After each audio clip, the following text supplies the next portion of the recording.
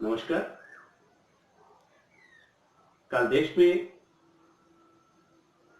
Lockdown का तीसरा चरण का घोषणा हुआ है। वैसे में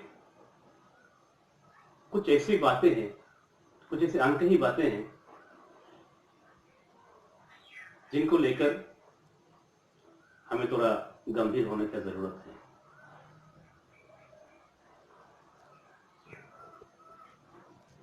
मौत किसी भी तरह से आती है।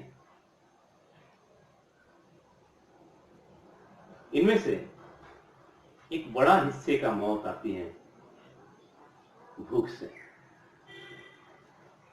इसलिए आज इस विषय में चर्चा करेंगे।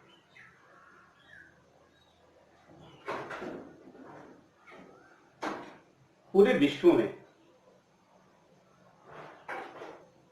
भूख के लिए जितने लोग तड़पते हैं, उनके ऊपर एक सूचक, एक इंडेक्स है जिनको हम ग्लोबल हंगर इंडेक्स के नाम पे जानते हैं। और उसी इंडेक्स के अनुसार 80 देशों को सूची में रखा गया है, जिनमें भूख से परेशान लोगों का संख्या अत्यधिक है। इन 80 देशों में भारत 67वां यानी कि 67th प्लेस में है। पूरे दुनिया में जितने लोग भूख का सामना करते हैं, उनके 25% हमारे भारत में है। 44% बच्चे जो 5 साल के नीचे हैं,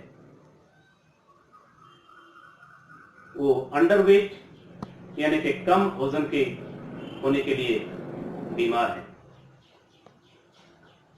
72% बच्चे और 52% विवाहित स्त्रियां एनीमिया के शिकार हैं।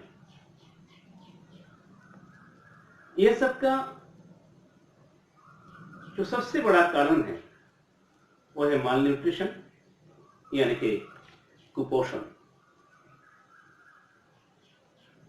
और ये कुपोषण का वजह है इकोनॉमिक इनइक्वालिटी यानी कि आर्थिक असमानता।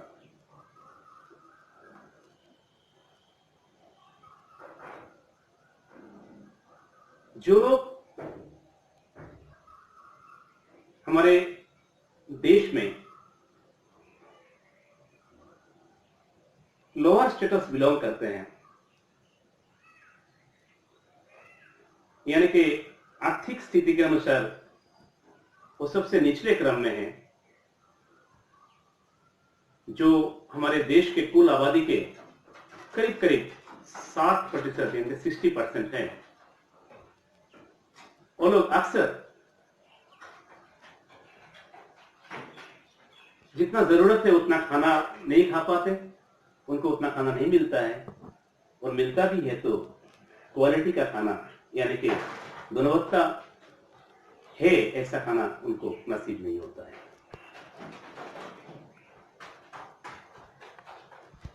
और ये चीज को, यही जो समस्या है, इनको न्यूट्रिशन डेफिशिएंसी के नाम में जाना जाता है। और इसी न्यूट्रिशन डेफिशिएंसी में जो लोग भुगत रहे हैं, उनको बहुत सारे इन्फेक्शियस डिजीजेस यानी कि छुआछूत की बीमारी होती है, जिनमें से 2 ऐसी बीमारी हैं जो बहुत गंभीर है और बहुत जानलेवा है। वो है निमोनिया और ट्यूबरकुलोसिस यानी कि टीबी। और ये बीमारी के कारण हमारे देश में बहुत ज्यादा लोग हर साल मरते हैं।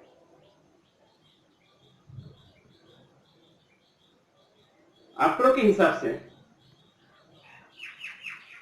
हर साल 1000 बच्चों में 30 बच्चे जो 1 साल के नीचे की उम्र के हैं उनकी मौत कुपोषण से होता है।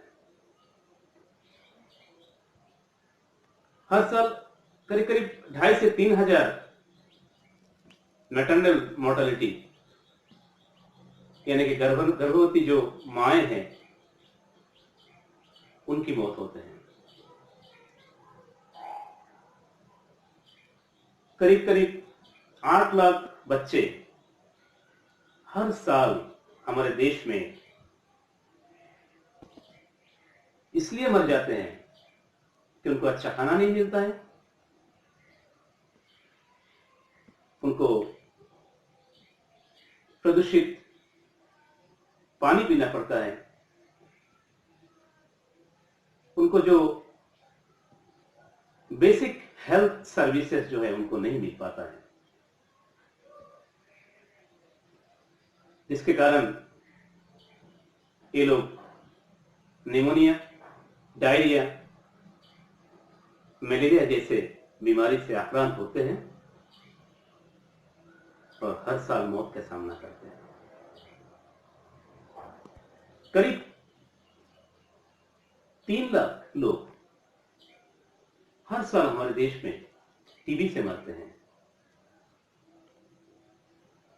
टीबी भी ऐसी बीमारी है जो ड्रॉपलेट से फैलता है। ड्रॉपलेट बोलने से जो मुंह से पानी निकलता है, जो ड्रॉप के बूंदों के आकार में हवा में घूमता है और दूसरे के शरीर में प्रवेश करता है। इसके लिए भी मास्क की जरूरत है, इसके लिए भी एक दूसरे की दूरियों की जरूरत है।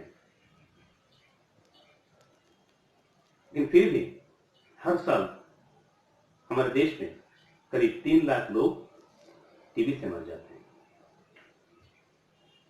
1 से 1.5 लाख बच्चे हर साल निमोनिया से मर जाते हैं।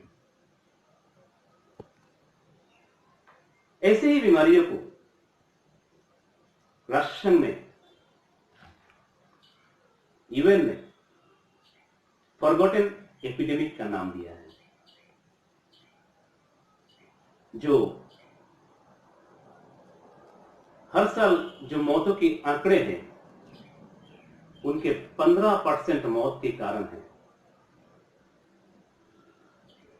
और इन्फेक्शियस डिजीज के लिए जो फंड्स पूरे विश्व भर में कलेक्शन होता है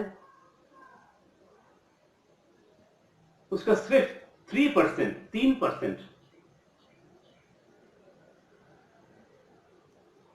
इन बीमारियों के लिए, इनकी गवेषणा के लिए, इनकी दवाइयों के लिए खर्चा होता है। ऐसे हालात में हमें ये सोचना जरूरी है कि ये सारे आंकड़े इस साल के नहीं हैं, पिछले साल के हैं या उनके उससे भी आगे जो साल गुजर गया है उसके हैं। इस समय हर आदमी के पास रोजगार ढूंढने का, रोजगार करने का मौका था।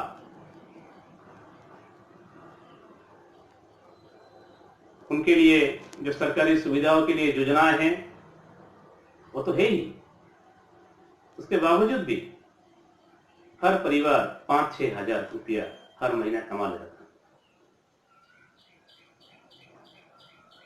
आज करीब 1.5 महीने से इन लोगों के पास काम नहीं है और आगे भी उनको काम मिलेगा, कितना मिलेगा, कैसे मिलेगा, किसी को पता नहीं है। क्योंकि जो फैक्ट्रीज, जो कंपनियां उनको काम देता है, जाहिर सी बात है वो लोग अपने मुनाफा को पहले देखेंगे और डिमांड को देखेंगे, उसके बाद ही उस हिसाब से मजदूर को भर्ती करेंगे।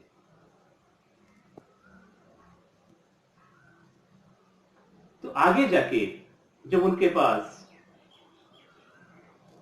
इतना भी पैसा नहीं रहेगा, जो रहने के बावजूद इतनी मौतें हो गई हैं, तो ये मौत की आंकड़ा और बढ़ सकता है। इसी गंभीर स्थिति में हम लोग को एक तसल्ली है कि हमारे देश के प्रधानमंत्री जी ये सब बातों में गंभीर हैं। उनके लिए आदमी की, इंसान की जिंदगी बहुत कीमती है। वो हर कदम उठाने के लिए तैयार हैं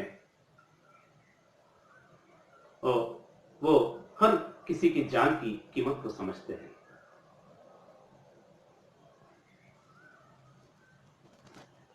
ऐसे में हमारी अनुरोध है कि वो ये सब बातों को भी गंभीरता से ले। शायद उनके पास जानकारी नहीं होगा, इसके लिए जो दफ्तर से उनके जो मंत्रियां हैं, जो इस दफ्तर को देखते हैं, उन डिपार्टमेंट को हैंडल करते हैं, उनको भी अनुरोध है कि प्रधानमंत्री जी को ये सब आंकड़ों के बारे में जानकारी दे, क्योंकि